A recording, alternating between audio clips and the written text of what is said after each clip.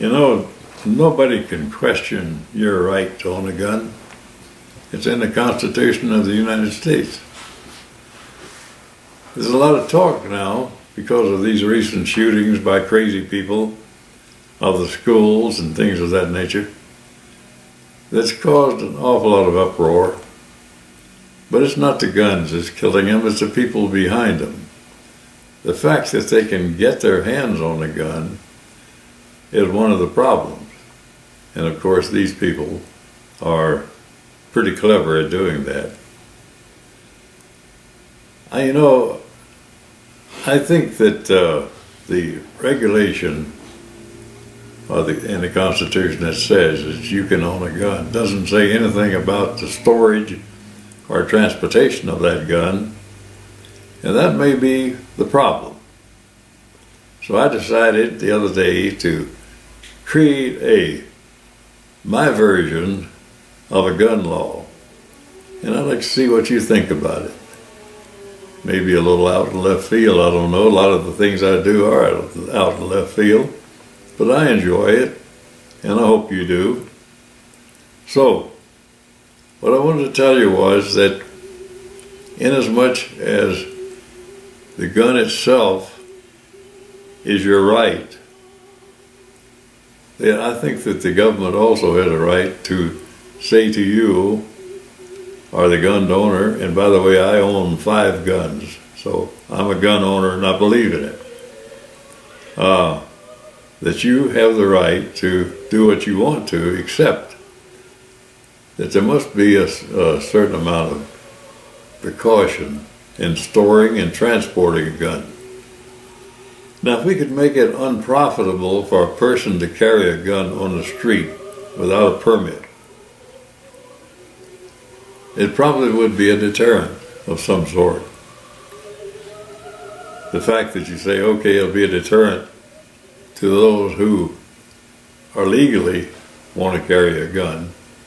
But the fact is, you could stop a lot of the people who should not have a gun if the punishment were severe enough.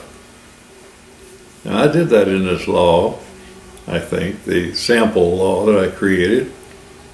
I said in effect that if you have a gun, you have to keep it at home. It can be in your house.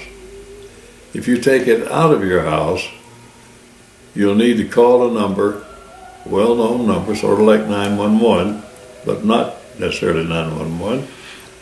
Could be 723 or something like that.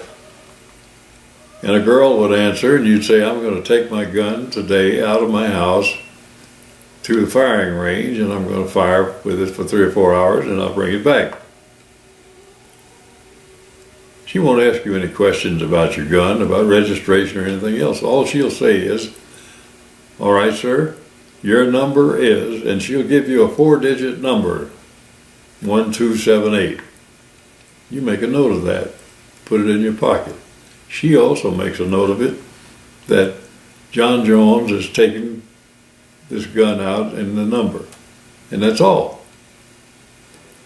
Okay, you go to the range. On the way, you're stopped for a traffic ticket. The guy finds you've got a gun, and he says, aha, you're under arrest. And you say, I have a permit. Here it is. Whatever the number was, 2478. He hands it to him. He makes a call to the same lady on the same number and says, is this a valid number? She says, yes. He called in and we gave him a permit. He says, thank you. Be on your way. And you're on your way. That's what would happen, and that's the reason for the permit. You go to the firing range, you shoot all you want to, you go on back home, you put the gun in a locked container, either a drawer or some type of container, and that's where it stays until you need it. Now, if you are afraid at night, you take it out of the container, but you keep it at home. You don't go outside with it. Okay, that's being that part taken care of. If a person is caught carrying a gun outside of their residence, the fine is going to be heavy. the jail sentence is going to be light, like 45 days in jail. But the fine would be something like $5,000.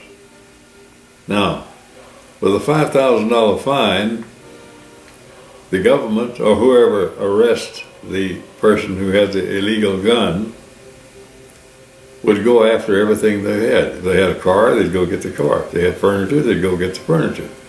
If everything except the clothes on his back, they'd break him. If he had a salary coming, they'd get the salary.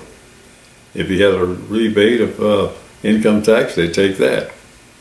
In other words, everything that they could find to fulfill that $5,000 fine. Now the purpose of that is punishment. It's punishment to tell a guy, look, if you're going to carry an illegal gun on the street and we catch you, we're going to take everything you own. You're going to be walking on the street and we might even take your shoes, who knows? My point being, that's the only way that you're going to discourage people from taking a gun and hauling it around in their waistband. That will not be 100% deterrent, but it'll help tremendously, particularly when they see what happens to their friends if they get caught and have to serve 45 days on the street, sweeping out the gutters or doing something like that and be embarrassed among their friends. That's the essence of this gun law. That's basically what it is. It's very simple. It doesn't require congressional committees to do it. It doesn't require committees by the vice president to do it. This is just something that can be done easily. Now, I've made the text a little more detailed, and it follows this little introduction. So if you will, let's take a look at the text. See what you think. If you think it may be the answer, maybe we ought to do it. But you're going to have to convince somebody in Congress to do it first. We can't do it, you can't do it, and I can't do it. The only way we can do it is to get somebody in Washington that's willing to say, let's do this. Okay? Talk to you later.